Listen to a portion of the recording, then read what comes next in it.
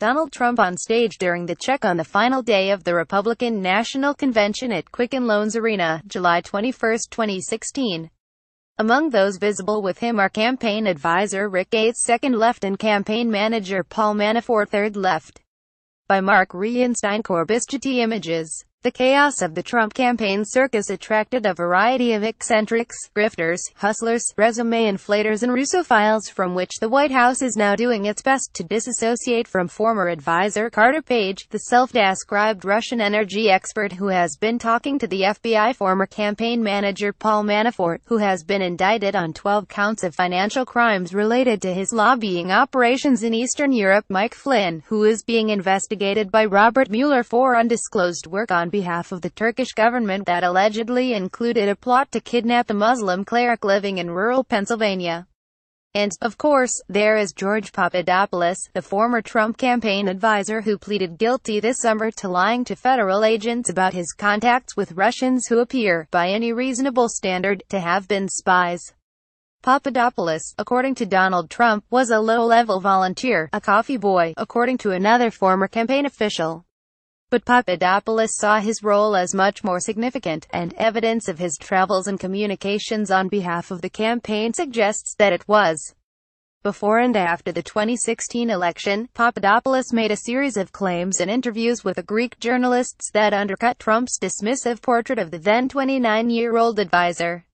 While the White House has only acknowledged one encounter Trump had with Papadopoulos, the Greek journalists told Politico that Papadopoulos told them he had an informal 5-minute phone conversation with Trump in March 2016 after he had been selected to join the campaign's foreign policy team, and that he met the then presidential hopeful at a March 21 campaign event at the Trump Hotel in Washington. That same day, Trump sat down for the interview with the Washington Post's editorial board, in which he listed the members of his newly formed foreign policy staff and characterized Papadopoulos as an energy and oil consultant and excellent guy. Papadopoulos later received approval from a campaign official to broker a meeting with the Russian government, according to records unsealed by the FBI, although an attorney for former national campaign co-chairman Sam Klova said he was just being polite when he encouraged a trip to Europe. It is possible that Papadopoulos exaggerated his influence in Europe, where he sought out meetings with foreign officials and later took credit for Trump's election victory. "Everyone knows I helped him get elected, now I want to help him with the presidency," Papadopoulos said in one text message published by the Greek newspaper Kathimerini. On another occasion, Papadopoulos reportedly boasted that he had a blank check for a position in the Trump administration, Politico reports, a claim the Greek journalists expressed skepticism about. "During our interview, I felt that he was probably lucky, having just met Trump in person and then Trump being interviewed and mentioning his name," Mariana Kukaunaki, an investigative reporter for Kathimerini, told Politico. That mention opened a lot of Greek doors for him, and probably in other countries too. One source close to Papadopoulos told Politico that the former foreign policy advisor's claims about his personal interactions with Trump were fabricated, but didn't go into detail. Regardless, however, Papadopoulos' boasts appear to have opened doors for him. Politico reports that Papadopoulos traveled at least twice to Greece and, as a representative of the Trump campaign, met with senior government officials, including President Prokopis Pavlopoulos while he was there.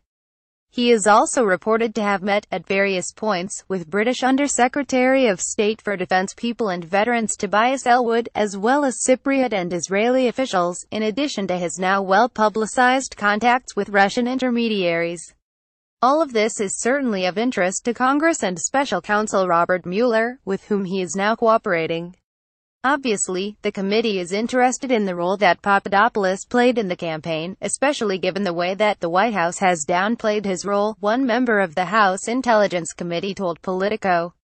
"We certainly want to know about any meetings he had with senior campaign officials, including the president, about his travel abroad, and about any meetings he took part in with foreign counterparts or government officials." The vast web of relationships between multiple members of the Trump campaign and Russian officials or intermediaries has, of course, made it difficult for the White House to distance the president from the targets of Mueller's investigation.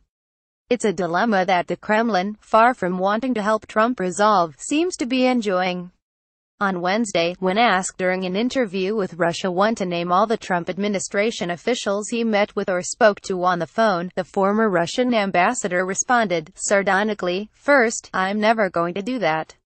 And second, the list is so long that I'm not going to be able to go through it in 20 minutes.